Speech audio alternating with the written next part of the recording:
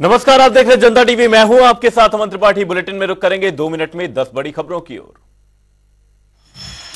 24 के चुनावों को लेकर बीजेपी का प्लान। प्रधानमंत्री मोदी करेंगे 3 बड़ी रैलियां, कई बड़े नेताओं की जनसभाओं का भी होगा आयोजन। अंकिता भंडारी को न्याय दिलाने के लिए कांग्रेस की पहल, 3 दिवसीय यात्रा का किया आयोजन। बीजेपी ने कसा तंज, कहा अंकिता के नाम पर कांग्रेस कर रही राजनीति। 14 जनवरी से शुरू होगा स्वच्छता अभियान, मंदिरों और धार्मिक स्थलों में होगी सफाई। बीकेटीसी अध्यक्ष का बयान, विभिन्न मंदिरों में चलेगा अभियान। देहरादून आरटीओ की नई पहल, सड़क सुरक्षा के नियमों को लेकर कार्यशाला का किया आयोजन। ट्रैफिक नियमों को लेकर दी गई जानकारी। हल्द्वानी में उत्तरायणी मेले का शुभारंभ, 14 जनवरी को निकाली जाएगी शोभा यात्रा, अनेक झांकियों का होगा प्रदर्शन। देहरादून से अयोध्या के लिए बस शुरू, फिलहाल बस की हो रही मैन्युअली बुकिंग, जल्द ही ऑनलाइन बुकिंग होगी शुरू। देहरादून में रेलवे कर्मचारियों की भूख हड़ताल जारी, पुरानी पेंशन बहाली को लेकर हड़ताल, मेंस यूनियन सहित सैकड़ों कर्मचारी शामिल। रुड़की में मामूली बात पर युवक की हत्या, पुलिस ने कराया शव का पोस्टमार्टम, एक नामजद और एक अज्ञात युवक के खिलाफ केस दर्ज। प्रसिद्ध जिम कॉर्बेट नेशनल पार्क का नाम था हेली नेशनल पार्क, 1936 में हुई थी पार्क की स्थापना। वन्य जीवों के संरक्षण करता जिम एडवर्ड कॉर्बेट के निधन के बाद बदला था पार्क का नाम। रामनगर में गर्जिया देवी मंदिर में आया संकट, गर्जिया देवी मंदिर के टीले में आई दरार लगातार बढ़ती जा रही, कब होगा टीले का सुरक्षा का कार्य।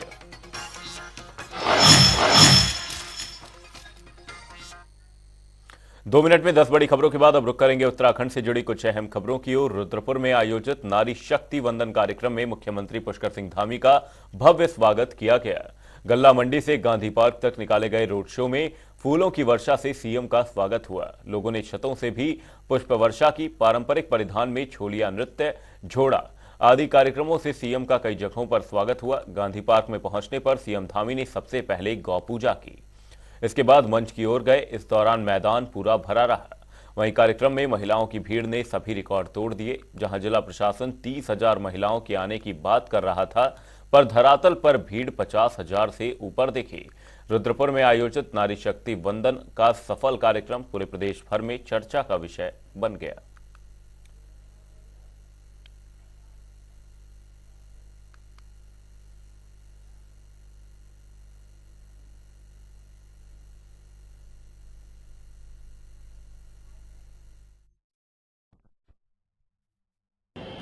आए हुए सभी हमारे बड़े बुजुर्ग और जिनके निमित्त आज ये कार्यक्रम हुआ है, ऐसे मेरे सभी माताएं और बहनें बड़ी संख्या में यहाँ पर पधारी है।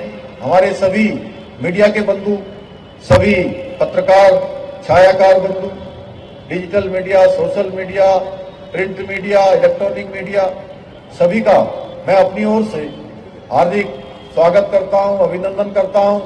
और विभिन्न जो हमारा ये ऊधम सिंह नगर जनपद है, इस ऊधम सिंह नगर जनपद में एक लघु भारत बसता है और जिसको हम मिनी इंडिया कह सकते हैं। मिनी इंडिया का स्वरूप मैंने देखा, जहां जनजाति समाज के लोगों ने वहां पर अपने नृत्य के माध्यम से हम सबका स्वागत किया। हमारे पंजाबी समाज के लोगों ने अलग तरीके से किया, पूर्वांचल के लोगों ने, हमारे अनेक समाजों ने, बंगाली समाज के लोगों ने, सभी समाज जो इस तराई में बसते हैं, इस मिनी इंडिया में रहते हैं, जिन्होंने इस मिनी इंडिया को मिलकर सब लोगों ने आगे बढ़ाने का काम किया है, उन सभी लोगों ने आज मेरा और आए हुए सभी का स्वागत किया। और इस नारी शक्ति वंदन कार्यक्रम में इतनी अपार संख्या में उपस्थित होने के लिए, अभी हमारे आरडी मंत्री गणेश जोशी जी कह रहे थे कि 80% यहां पर मातृशक्ति आई हुई है। मैं कह रहा था कि 80% नहीं, 90% से भी ज्यादा हमारी मातृशक्ति है। और जितनी इस कार्यक्रम स्थल पर है, इस पार्क के अंदर है, इससे मैं समझता हूं कम से कम 7-8 गुना ज्यादा। उत्तराखंड भाजपा ने लोकसभा चुनाव की तैयारियों के बीच अपने बड़े नेताओं की रैलियों के कार्यक्रम भी तय करने शुरू कर दिए हैं। आचार संहिता लागू होने से पहले उत्तराखंड में प्रधानमंत्री नरेंद्र मोदी की 3 रैलियां होंगी। साथ ही 1 दर्जन अन्य नेताओं के कार्यक्रम भी तय किए जा रहे हैं। माना जा रहा है कि जनवरी अंत से उत्तराखंड में पार्टी के शीर्ष नेताओं की जनसभाएं शुरू कर दी जाएंगी। फिलहाल करीब 16 रैलियां करने का निर्णय लिया गया है। इसमें 3 रैलियां प्रधानमंत्री नरेंद्र मोदी की होंगी, जबकि 13 अन्य रैलियों में केंद्रीय गृह मंत्री अमित शाह, रक्षा मंत्री राजनाथ सिंह, उत्तर प्रदेश के मुख्यमंत्री योगी आदित्यनाथ सहित अन्य बड़े नेता जनता को संबोधित करेंगे। पार्टी नेताओं का कहना है कि इन रैलियों के जरिए भाजपा आचार संहिता लगने से पहले पार्टी के पक्ष में माहौल बनाएगी। वहीं बीजेपी प्रदेश अध्यक्ष महेंद्र भट्ट का कहना है कि प्रधानमंत्री की 5 लोकसभा सीटों में जनसभा को लेकर समय मांगा गया है। कार्यक्रम तय होने पर पार्टी आगे की तैयारी करेगी। देखिए, अभी हमने प्रधानमंत्री से आग्रह किया कि हमारी 5 लोकसभा की रैली तो हमारी हो चुकी है। हमने कहा कि 5 लोकसभा में प्रधानमंत्री की सभाएं हों। प्रधानमंत्री ने हमने अपने राष्ट्रीय नेतृत्व से अनेकों सभाएं मांगी है और लोकसभा चुनाव से पूर्व एक भगवामय वातावरण बन जाए, भाजपा कमल हर घर में खिल जाए, हर परिवार से मतदाता निकलकर मोदी जी को प्रचंड मतदान देने में अपनी सहभागिता है। उसके सारे कार्यक्रम हम आगामी दिनों में करने वाले हैं। विश्व हिंदी दिवस पर हरिद्वार के ऋषिकुल ऑडिटोरियम में अंतर्राष्ट्रीय सम्मेलन का आयोजन किया गया। सम्मेलन में पूर्व केंद्रीय मंत्री और सांसद रमेश पोखरियाल निशंक के अलावा रूस, ब्रिटेन, जापान और कनाडा से आए हिंदी के कई विद्वानों ने शिरकत की। इस दौरान हिंदी को भारत की राष्ट्रभाषा के साथ ही संयुक्त राष्ट्र संघ की आधिकारिक भाषा घोषित किए जाने को लेकर विस्तृत चर्चा की गई। वहीं सांसद निशंक ने कहा कि देश में अंग्रेजी भाषा गुलामी का सबसे बड़ा प्रतीक है। प्रधानमंत्री नरेंद्र मोदी ने गुलामी के सभी प्रतीक चिन्हों को बदलने का काम किया है और अब अंग्रेजी को त्याग कर हिंदी को राष्ट्रभाषा का दर्जा देने का समय आ गया है।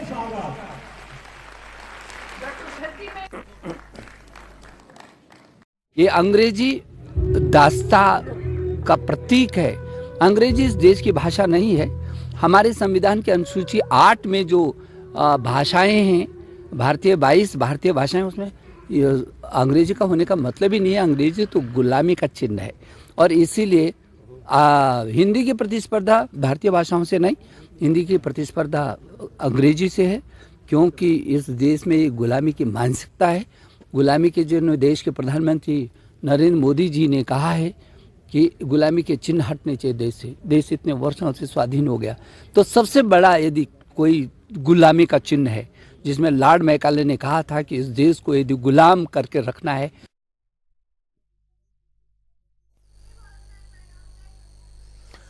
2024 लोकसभा चुनाव में 75% मतों और तीसरी बार 5 सीट जीतने के लिए भाजपा ने उत्तराखंड में अब की बार 400 पार के नारे के साथ धरातल पर काम करना शुरू कर दिया है। वहीं प्रदेश अध्यक्ष महेंद्र भट्ट ने कहा कि लोकसभा चुनाव को लेकर जनता का समर्थन भारतीय जनता पार्टी को पूरी तरह से मिल रहा है। उससे साफ है कि हम 400 से ज्यादा सीट से लोकसभा चुनाव जीतेंगे। देखिए, भारतीय जनता पार्टी बड़े लक्ष्य को लेकर अपना कार्यक्रम तय करती है और पिछली बार लोकसभा चुनाव से अधिक संख्या हमारे सदस्य जीत कर जाए, इसके लिए पार्टी ने एक नारा दिया है। ये नारा कोई हमारे एक प्रकार से घमंड का नारा नहीं है। जनता के जो पार्टी के प्रति जनता का जो समर्थन है, उसके आधार पर कह सकता हूँ कि हम 400 से ज्यादा लोकसभा सीटें हम लोग जीतेंगे। उत्तराखंड में तो हम 100% सीट जीतकर अपनी हैट्रिक बनाएंगे। 14 का चुनाव हो, 19 का चुनाव हो, हमने 60% से अधिक मतों से अपनी लोकसभाएं जीती हैं। इस बार उसका भी लक्ष्य हमने 70% अधिक मतदान भारतीय पक्ष में हो, इसका लक्ष्य लेकर हमने कार्यक्रम तय किए हैं और मैं कह सकता हूं कि उत्तराखंड के अंदर भारतीय जनता पार्टी पुनः 500 सीटों पर प्रचंड बहुमत से विजय प्राप्त करेगी।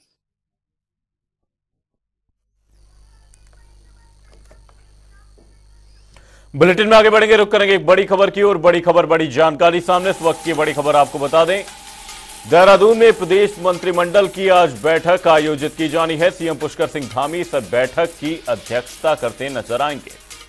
राज्य सचिवालय में कैबिनेट की अहम बैठक होने वाली है। बड़ी खबर, बड़ी जानकारी का ये अहम प्रस्तावों पर इस दौरान मुहर लग सकती है।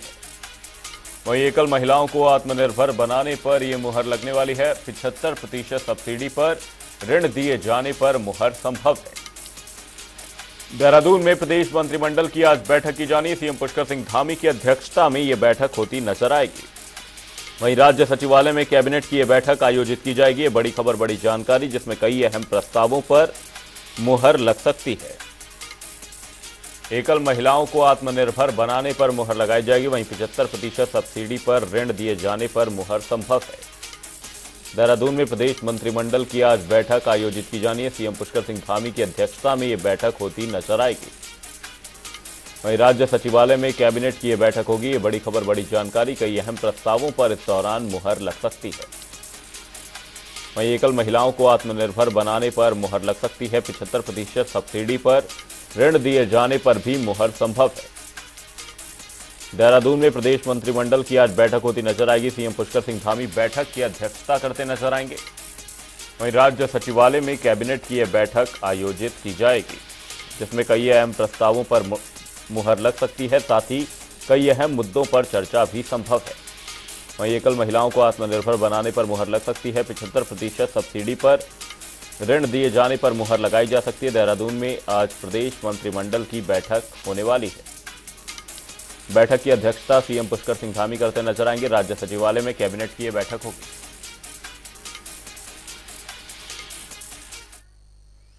देहरादून में कुछ समय पहले इन्वेस्टर समिट के नाम पर जिन सड़कों को संवारा गया था, अब उन सड़कों को सीवर लाइन बिछाने को लेकर दोबारा खोदा जा रहा है, जिससे आमजन को भी आने जाने में दिक्कतों का सामना करना पड़ रहा है। इस पर महानगर कांग्रेस के अध्यक्ष जसविंदर सिंह गोगी ने कहा कि स्मार्ट सिटी के नाम पर सरकार ने केवल डेंगू सिटी दी है और जिन सड़कों को इन्वेस्टर समिट के दौरान दुरुस्त किया गया था, उस पर भी केवल ऊपर ऊपर लीपापोती की गई थी। देखिए, स्मार्ट सिटी के नाम पे मात्र गुमराह किया जा रहा है। स्मार्ट सिटी के नाम पे इन्होंने सिर्फ डेंगू सिटी दिया है। पूरी सड़कें पहले खोद दी, अब दोबारा खोद रहे हैं और साथ साथ कहीं ड्रेनेज का सिस्टम खराब है और सिर्फ गुमराह करने का काम कर रहे हैं। हमने पहले भी बोला, जब भी हमने बोला था, इनको बताया था कि जिस समय ने पूरे गड्ढे भर देने चाहिए थे, उन्होंने गड्ढे का काम नहीं किया। अब दोबारा गड्ढों खोदे जा रहे हैं और जो गड्ढे पहले जो रखे हैं वो वैसे के वैसे हैं। मात्र इन्वेस्टर समिट के दौरान इन्होंने उसका रूप चेंज करने का काम किया और वैसे का वैसे दोबारा हो गया है। ये मात्र गुमराह करने का प्रयास है। भाजपा की कथनी और करने में जमीन आसमान का फर्क है।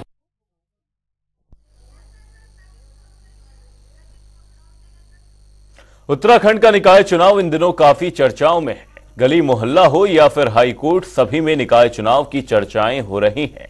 इन्हीं चर्चाओं के बीच जसपुर नगरपालिका क्षेत्र भी खूब सुर्खियों में है। दावेदारों की लंबी कतार को लेकर हो या फिर कांग्रेस की बार बार हार का इतिहास, खूब सुर्खियां बटोर रहा है। क्या है ये चर्चाएं और सुर्खियां, देखिए हमारी ये खास रिपोर्ट।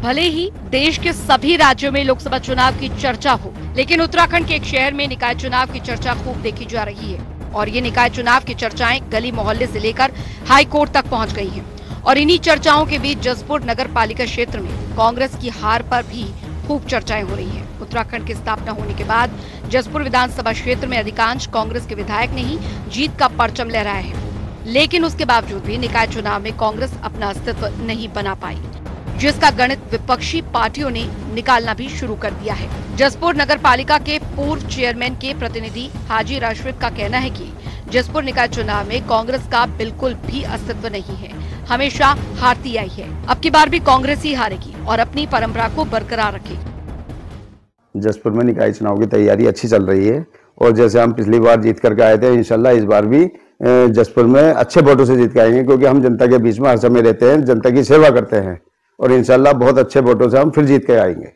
ऐसा कांग्रेस का अस्तित्व जसपुर बिल्कुल नहीं है, बिल्कुल भी, क्योंकि ये हर बार कांग्रेस जसपुर निकाय चुनाव हारती है। युवा नेता, समाज सेवा करने वाले वसीम सिद्दीकी का कहना है कि कांग्रेस निकाय चुनाव में जनता से जुड़े लोगों को अपना प्रत्याशी नहीं बना पाती है, जिसका खामियाजा कांग्रेस को हार से भुगतना पड़ता है। ये है कि जसपुर निकाय चुनाव में कांग्रेस कभी भी अपने कैंडिडेट सही करके नहीं उतारा है और इसीलिए हार का सामना देखना पड़ा है। और अभी भी कांग्रेस यही काम कर रही है कि जो अनवैलिड हैं, जो अनवैलिड कैंडिडेट हैं, कांग्रेस चाहती है कि उनको टिकट मिले। अगर उनको टिकट मिलता है तो कांग्रेस पार्टी हार का सामना देखेगी और बिल्कुल स्पष्ट रूप से देखेगी। मैं तो आज तक जो जसपुर निकाय चुनाव में हुआ है, कांग्रेस कभी भी निकाय चुनाव में जीत नहीं पाई है। और अगर वो ये गलती करती है अब के भी, तो वो निश्चित रहे कि हार का पूरा सामना देखना पड़ेगा कांग्रेस को। कांग्रेसियों का मानना है कि हाईकमान मजबूत दावेदार को कांग्रेस का प्रत्याशी नहीं बना पाती है। अगर बनाती तो ये हर बार जीत कांग्रेस की ही होती। कांग्रेस के युवा नेता मोहम्मद आरिफ का कहना है कि पिछले निकाय चुनाव में अगर पार्टी मेरे ऊपर दाव खेलती तो 100% निकाय चुनाव की सीट में कांग्रेस की झोली में जीत डाल देता। कारण तो जग जाहिर है। सबसे बड़ा कारण ये है कि प्रत्याशी का चयन अभी तक सही नहीं हुआ है, इसलिए हमारी पार्टी जो है कांग्रेस का चेयरमैन नहीं बना पा रही है। और सही तरीके से अगर प्रत्याशी का चयन होता है और पार्टी मुझ पर विश्वास जताती है इस बार, तो 100% मैं कांग्रेस के झोली में जो है नगर पालिका का चेयरमैन बन गया। जसपुर विधानसभा क्षेत्र में कांग्रेसियों की अच्छी पकड़ क्यों न हो, अधिकांश विधानसभा चुनाव में कांग्रेस ने अपनी जीत का परचम क्यों न लहराती हो, लेकिन निकाय चुनाव में कांग्रेसी अपना अस्तित्व बनाने में फेल है। अब देखने वाली बात होगी कि कांग्रेस अपनी हार के इस मंथन से इस बार जीत का कौन सा गणित बनाती है और इस हार की परंपरा को कैसे खत्म करती है। जनता टीवी के लिए जसपुर से अजहर मलिक की रिपोर्ट।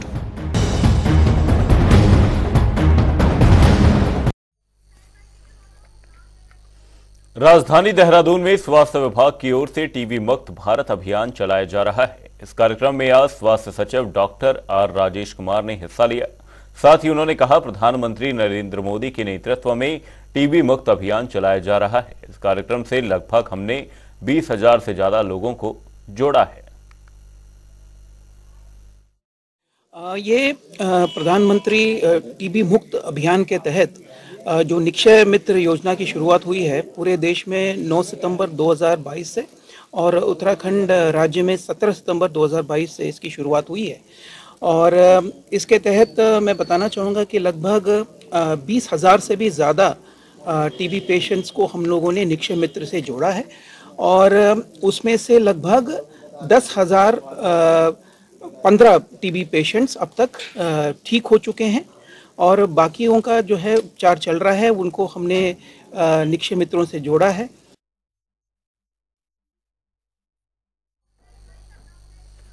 बुलेटिन में फिलहाल के लिए सिर्फ इतना ही। कहीं जाएगा नहीं। जनता टीवी पर खबरों का सिलसिला रहेगा जारी। तब तक के लिए नमस्कार।